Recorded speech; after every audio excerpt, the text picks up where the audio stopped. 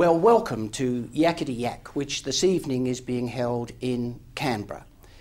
And I want to particularly thank those who have been the supporters and partners of the Centre for Social Impact over the last 2 years, who are represented here tonight. The National Australia Bank, PricewaterhouseCoopers, AMP, and those organisations that we have worked with over the last year, MECU and Cisco.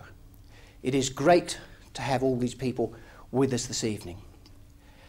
I suspect that our guest for this evening is best known in Canberra for his role as the chair of the National Gallery of Australia. But as we'll soon discover in the interview with Peter Thompson, there is far, far more to the story. So please welcome our guests for this evening, Rupert Myer and Peter Thompson. I want to talk to you about your family and philanthropy, but let's start with your family for a moment. Do you recall what happened on Christmas Day 1930? Oh yes. Not first hand, you'll be pleased to know. But I suppose I know because I know, which is a rather odd way to start. But middle of the Depression, and my grandfather, Sidney Myer, hosted an event at the exhibition building in Melbourne for, I think, nearly 11,500, maybe more, and he gave them Christmas lunch. But more importantly, he served Christmas lunch, and it was a great gesture. And I suppose I know because it's just sort of one of those stories of him that sort of we talk about. He started 3 generations of giving.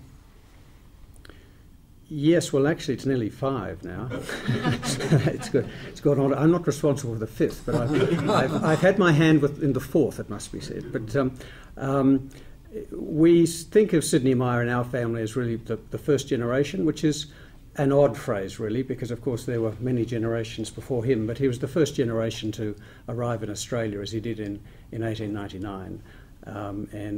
From Russia? From modern-day Belarus, in fact, a small village called Khrushchev. And he came out on a boat called the Karlsruhe, and he got off in Melbourne, and the story is that the penny he spent, or the pennies that he had in his pocket on arrival, he spent on a beer. Quite well spent. Very he was well going to do well in Australia. Absolutely, I'd give him the same advice if I was there to give it. So he arrived then, and he had an older brother, and he had a cousin living in Melbourne, and he worked for a very short time alongside them in Flinders Lane, which is where all the drapers and rag traders were.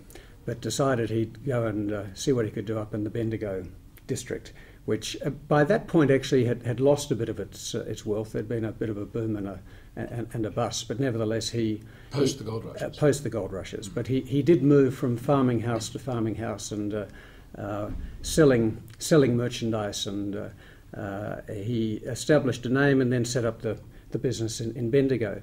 But he always did it with a sense of, I think, generosity of spirit, and I think the housewives enjoyed receiving him and enjoyed having a cup of tea with him, and of course he enjoyed practicing his English.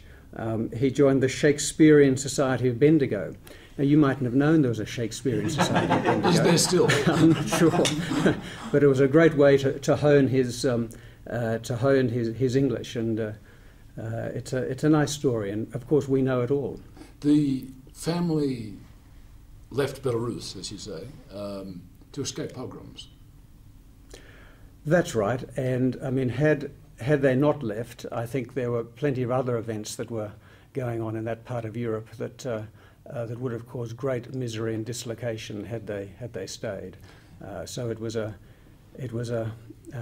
timely move. So in the early years of the 20th century, then the Myer store, was it called Myer?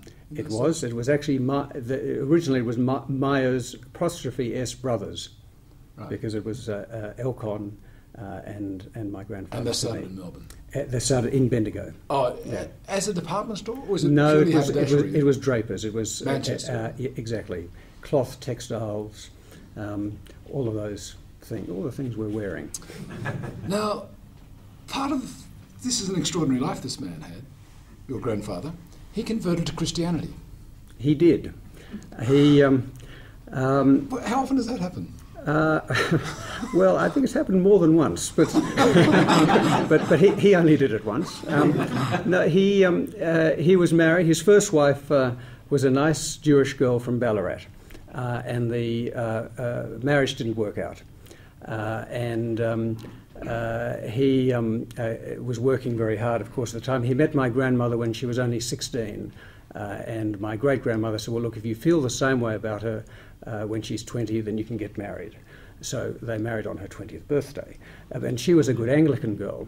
The story of those couple of years, maybe she was 17, but the story of those a couple of years is one where he was influenced by an Anglican minister that he met, and he became very influential about how he should change his religion, which he did. They actually got married in America for complicated 1920s reasons, but it was something that he then felt very, very passionately about for the rest of his life. So they had 3 children.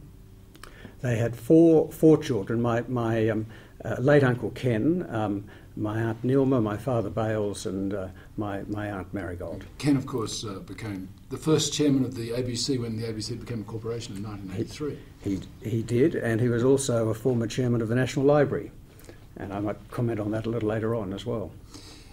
When your grandfather died, he'd obviously made a habit of giving away wealth during his lifetime, but he was also very socially minded in terms of his employment practices and the like as well. Yes, it's interesting looking at some of the material about the Myer Emporium. Even back, it became a public company in 1925, and for its time, it was probably in a way that would appear patronising now.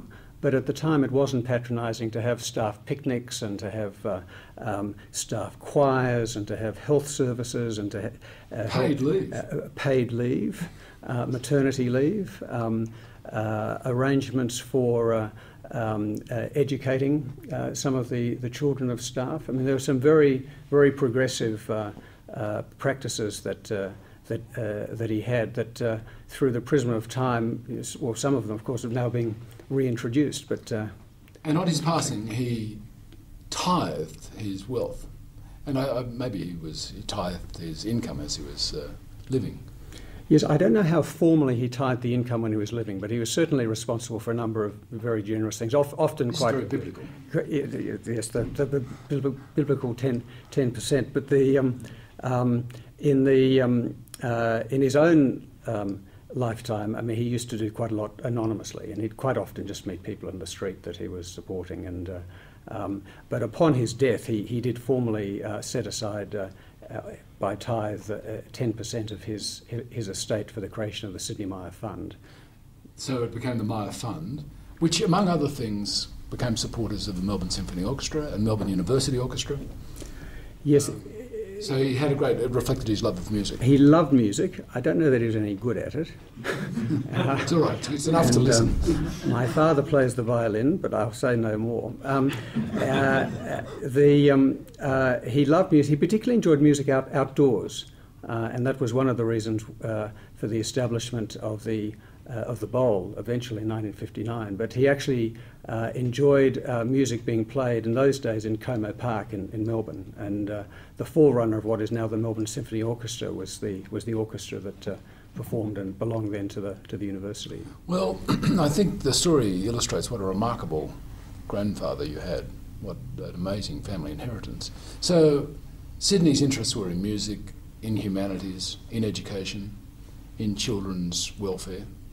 And they became some of the sort of foundation stones for the Myer Fund and then the Myer Foundation, which was set up for slightly quirky reasons. You might explain those. Yes, it was set up for different reasons. It was set up in 1959, and there were some restrictions around the sorts of organisations that could be funded by the Sydney Myer Fund under under estate law. And in '59, my father and late uncle particularly wanted to establish the chair of Oriental Studies at Melbourne University, and for various reasons that couldn't be done through the fund. So one of the very first things that the foundation did was to establish that chair. And it also went on to fund a number of other activities that the fund couldn't have done, including the Rowley report of the mid-60s, which was the very first report of its kind into the conditions of Aboriginal Australia. And became a significant foundation stone for the '67 referendum. It did. Yes, one of the key recommendations of it, in fact, was that. So, I mean, it's very, when you look back at that now and think, well, it is 40 years ago, but it's only 40 years ago, and it was but that couldn't have been funded through the Sidney Myer Fund. So hence the second organisation. So a long tradition of philanthropy starts, and we don't have many examples, many models in Australia, in the way that the United States it's often pointed out is different. Yeah, I'm inclined to sort of respond to that by saying that I don't think we do enough to honour our own philanthropic past in Australia. That in fact, there is a very proud tradition of philanthropy, stemming right back into the mid-19th century, and certainly in the arts you can look at the Elders' bequest in South Australia, the Felton bequest in Melbourne. Let's stop there with the Felton bequest, because you've been a long-time director of that. Yes, I serve as a member of the Felton Bequest Committee. That bequest is still worth, is it $1 million a year? In terms of acquisitions, Felton was a pharmacist. He died in 1904, and he set aside an estate, half of the income of which was to be used to acquire works of art for the National Gallery of Victoria, half of the income of which was to be applied to organisations based in Victoria working with women and children. So it's interesting to think just on that alone that in the 100 plus years since, exactly the amount of money that the acquisitions in the NGV are worth now, which is of course several billions of dollars, is equal to the same amount of money that's been invested at the present day value, if you assume that present day investment like that escalates in the same way as fine art does in the community of Victoria. So it was a very, very substantial fortune. Now, and I don't say that lightly, because he was the Getty of his day. And in the context of thinking that Australia hasn't enjoyed a philanthropic past, or a culture of philanthropy, or a culture of giving, it's one of the examples that's conveniently overlooked, but it's not the only one. You can go to any regional gallery in the country and find examples of local giving, some of which is over a century old. And this sense that somehow we're not as we don't have the same culture as the States, I think sometimes it's used as a bit of an excuse, and sometimes I think it's because often an interstate act of philanthropy isn't seen as an Australian act of philanthropy. So the further you get away from Melbourne, the less you know about Felton. Yes. When I first visited Melbourne many years ago, I couldn't believe that every work in the gallery seemed to have his name on it.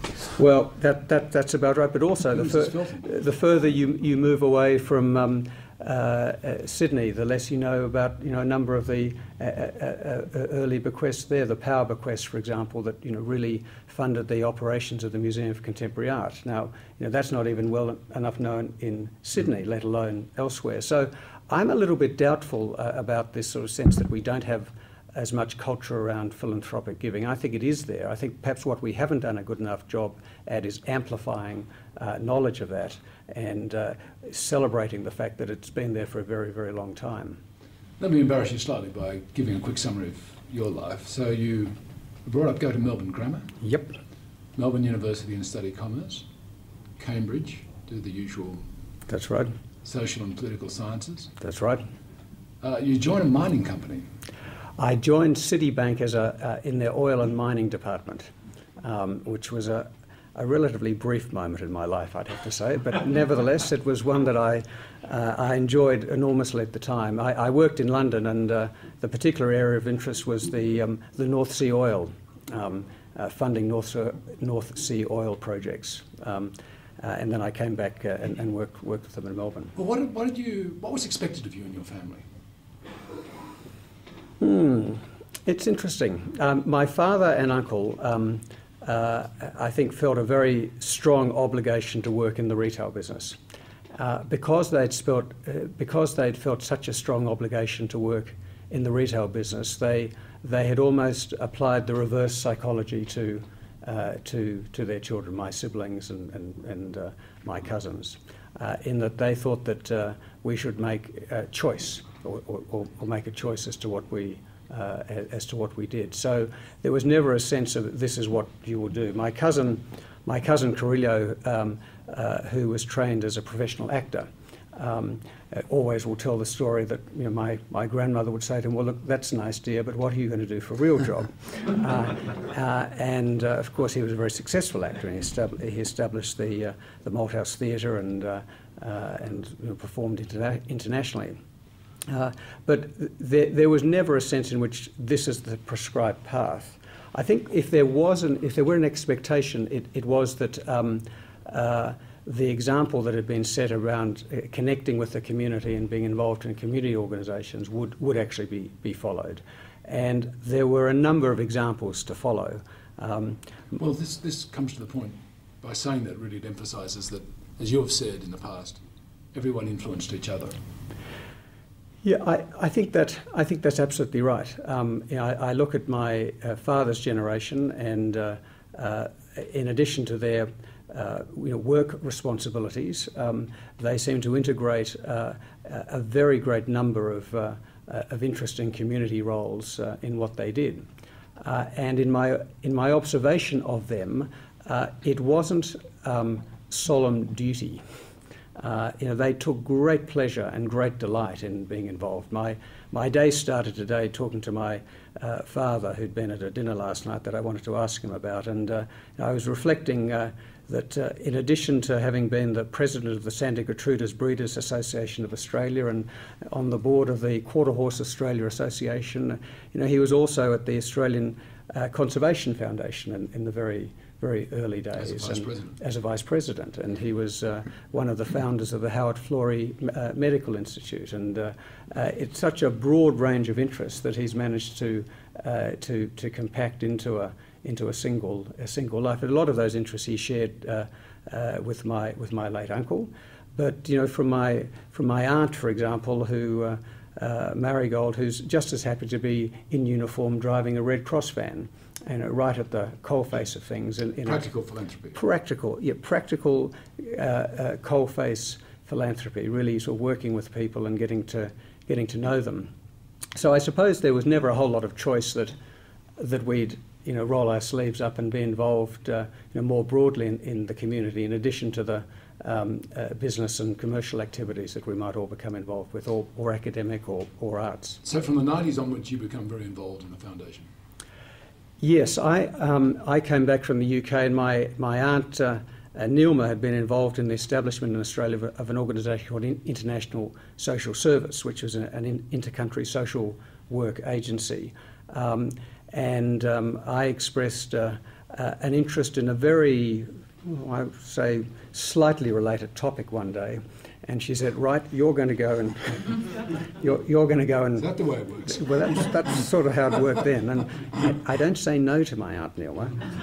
In fact, I don't say no to either of my aunts. Very wise. And so the next thing I knew, I was serving on a local board of a relatively modest community organisation, working with in many cases recent migrants around settlement issues and dealing with social problems that required being sorted out over international boundaries, almost like a mini Red Cross of some sort. And I learned from that position what it was to be like in an organisation that didn't have a lot of recurrent funding, because it didn't.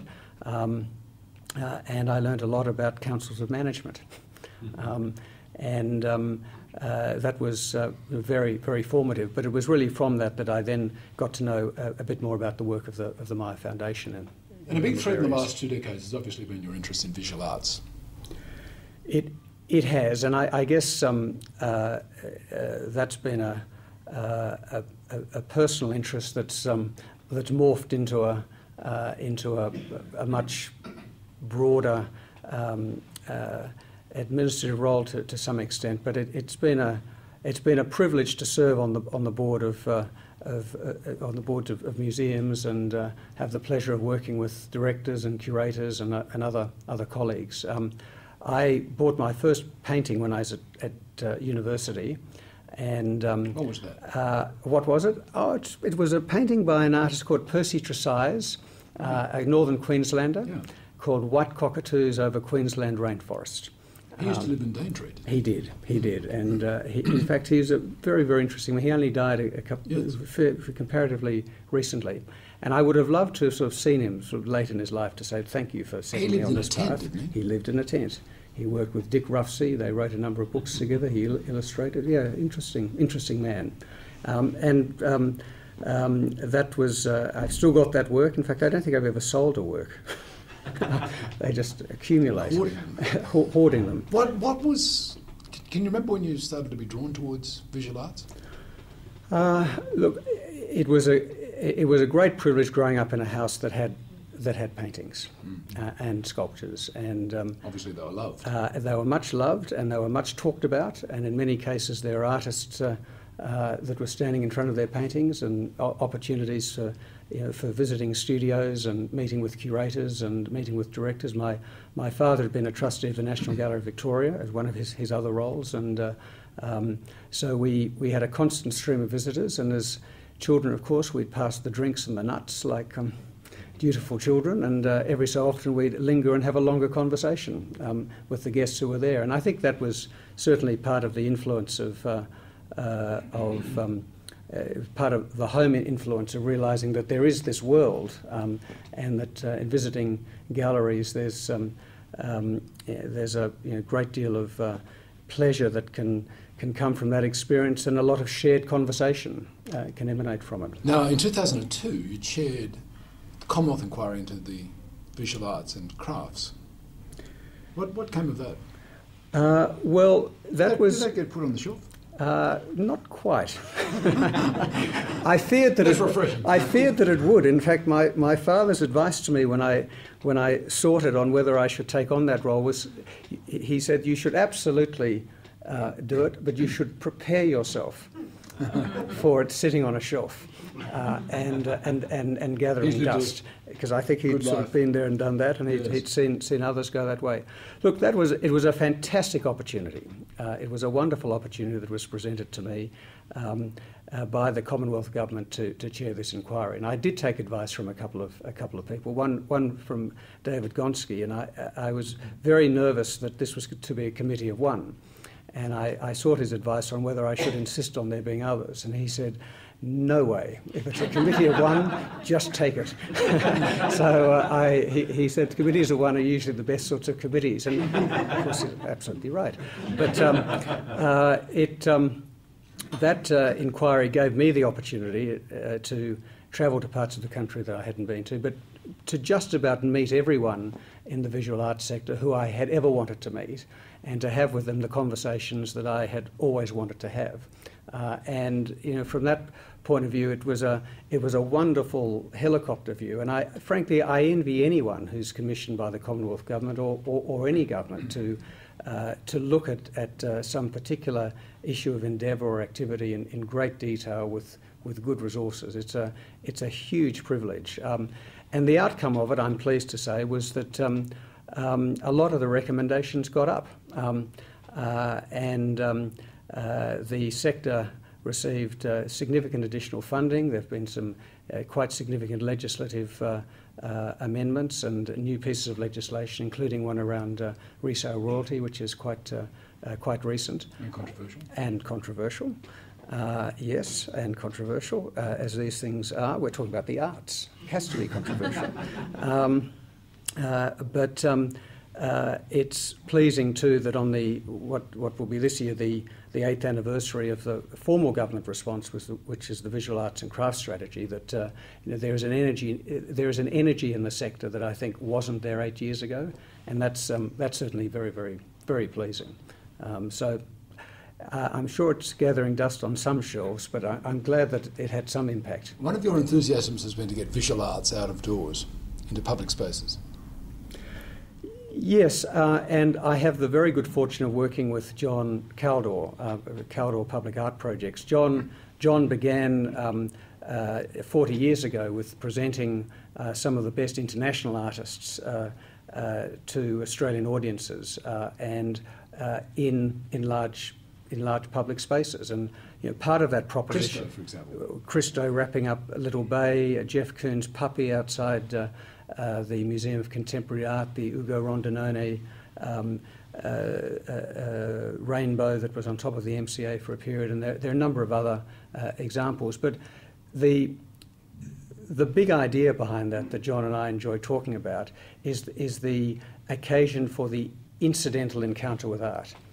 The sense that it's great to go to museums, and it's great to make a considered decision to go to a museum. It's great when the National Gallery of Australia is the choice, but it's also terrific that if you're not expecting an encounter with art during the day, that you can be driving along in your car or walking along somewhere and see a truly outstanding piece of art, not as a piece of public art, but as a project that may only be there for a short period of time that can completely change the course of your day. Can I digress for a moment? Christo and his partner Jean-Claude wrapped, I use the word wrapped advisedly, Central Park. And I had a Radio National Breakfast interview with Christo and Jean-Claude. They took the call together. There were two phones at the other end. And I said, well, what's it been like wrapping Central Park? And Jean-Claude said, wrap! You said wrap! We don't wrap! And about that stage I saw a little asterisk on the page which said, don't use the word wrap. And they hung up on me. Choose your words, These are defined terms. Anyhow, back to our story. The National Gallery of Victoria, you've been involved, chaired that? I served as a trustee and as chairman of the foundation of the NGV. And then, of course, the National Gallery of Australia since 2003, isn't it? Since 2003, yes. Yeah. This is a long time. How have you seen these organisations evolve in the last 10 or more years?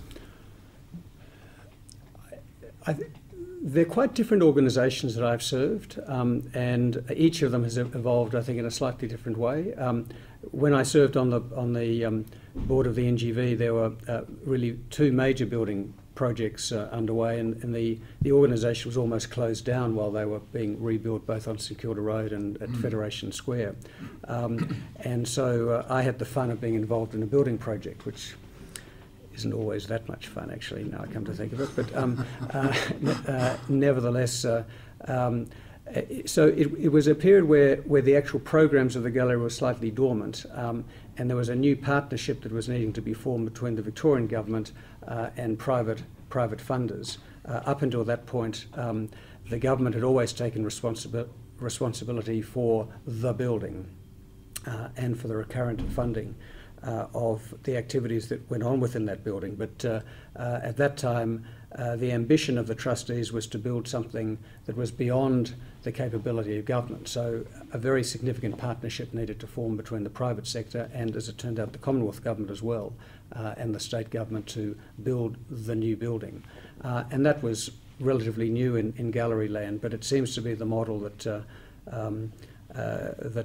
following on, certainly at a state level, and we've seen that recently with the MCA. In Sydney. Yeah. Which is a state, a federal, state, local, and... yes, and private. Not-for-profit sector. Yes, yeah. Simon Gordon. Yes, it's an interesting example. And if I might sort of fast forward, it's not unlike, in some respects, the example of the recent Masterpieces exhibition that we've had here at the NGA in Canberra, in that the funding for that exhibition was both a very significant local government contribution with the support of the ACT government, the Commonwealth government's involvement through the indemnity program, private sponsorship and private benefaction as a model that produced that. The sponsorship has been the sponsorship was a very important element of that, and the NAB was very early in that sponsorship that made made the others more confident that this was going to happen. And I think that is one of the things. You asked me what's changed. I haven't even addressed the art yet, because we don't often get to talk about the art. It's everything that goes around it. But and that's how it should be, I think, with councils. But that model of a number of different partners, and then the leverage that one has off the other. So, the first party in gives the next party the confidence that something is going to happen, and then you've got two parties in and a third think, gee, this is not only going to happen, it's going to be outstanding. And then that adds a sort of confidence to the whole enterprise, and then it becomes infectious, that this is going to be something really very, very special. And when you get that sense happening within arts institutions and within galleries, then that's when you get audience, and that's when you get a real excitement that something actually matters, and that's really important to the model. What were you going to say about art itself? Or what was I going to say about it? Oh, every so often I terrify the curators and the director by wanting to say something about art. Just leave it to us. And you've got your place, but you should know it. Yes, exactly. I then calm down and talk about finance, risk management, and audit instead.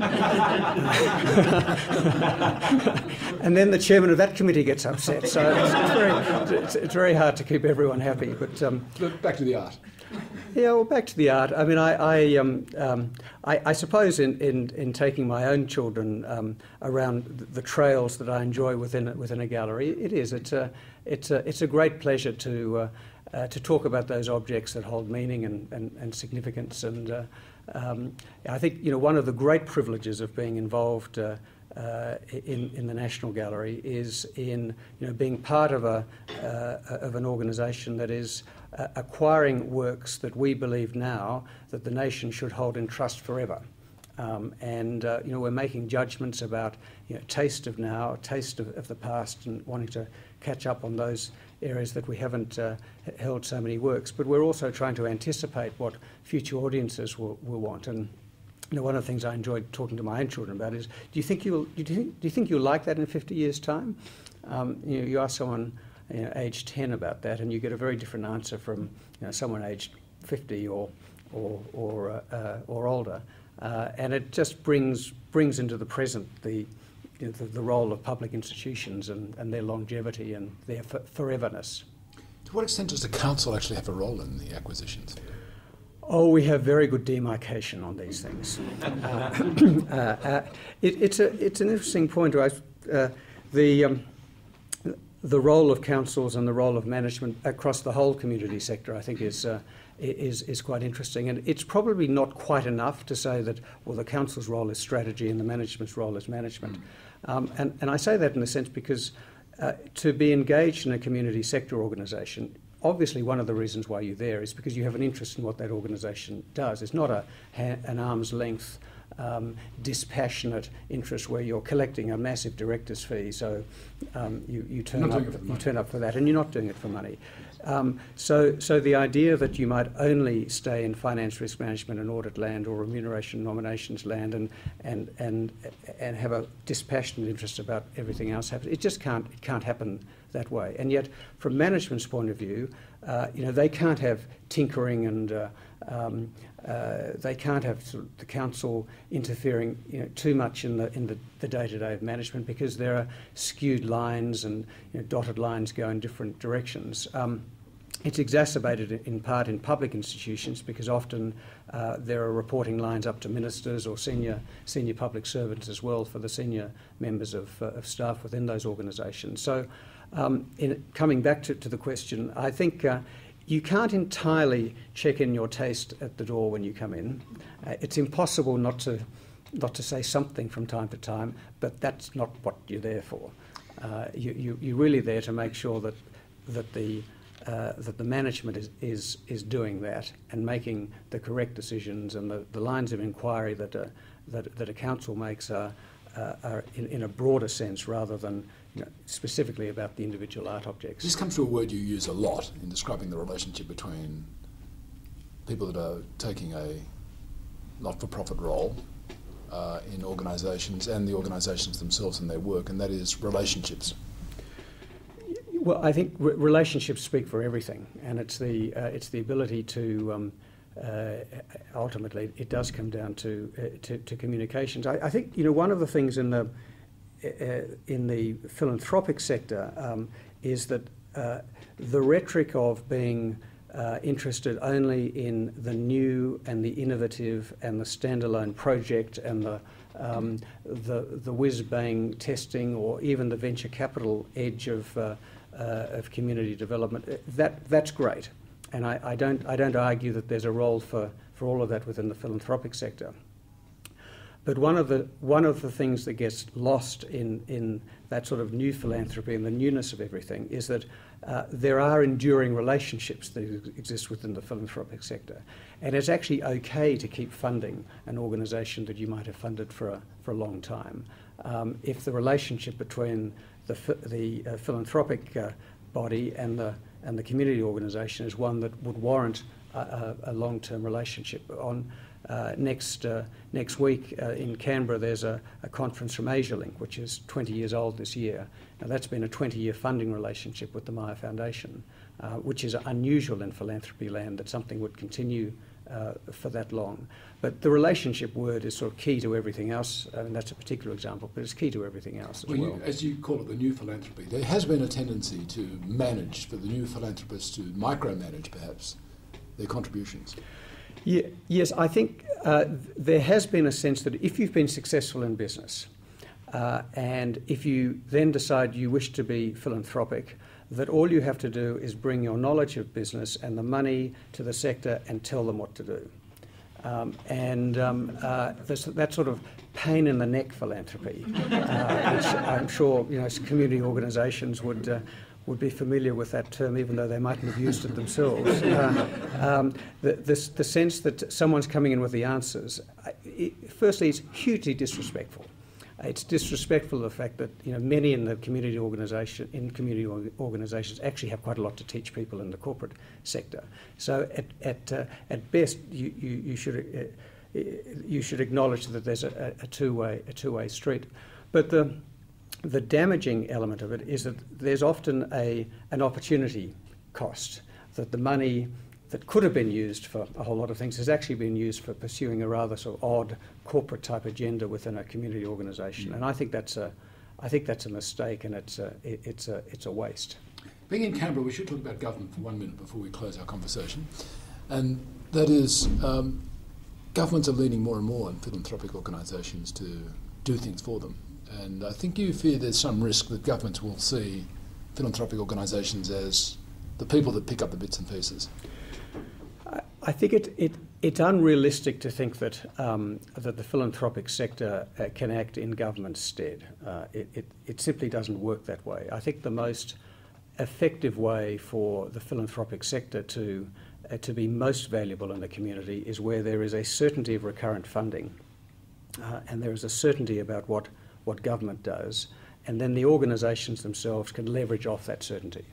And I think that's been one of the successes in the contemporary visual arts and crafts sector, that the certainty of 3-year funding for organisations means that they know they've got that, and then they can leverage that with philanthropic funding. I think there's a risk that that government will think that the philanthropic sector will come in like white knights, and I think that's a concern sometimes perhaps more in the arts than in some of the other areas, and it doesn't work that way. The philanthropics will stay away in droves if they think that certainty of government funding is removed, or if there's a lessening of impact. The one tier of government that I don't think makes enough of the philanthropic sector are actually the state governments, because the state governments don't pay for philanthropy. The Commonwealth government pays for philanthropy because that's the tax, that's the government against which the tax is deducted. So frankly, it's in every state government and territory government for that matter's interest to promote philanthropy until the cows come home. Because it's free. Because it's free. And so if there's any tier of government that should be honouring philanthropy, it should be the state and territory governments, because they want the philanthropy in their state. And I don't see a lot of that. Simon Morton should have had a ticker tape parade from the New South Wales government. That's the point. It's one of the ways in which I think philanthropy can be better promoted by having the states recognise that it's really in their great interest to give that sort of recognition. You've said much to stimulate us. Thank you very much indeed. Thank you, Peter.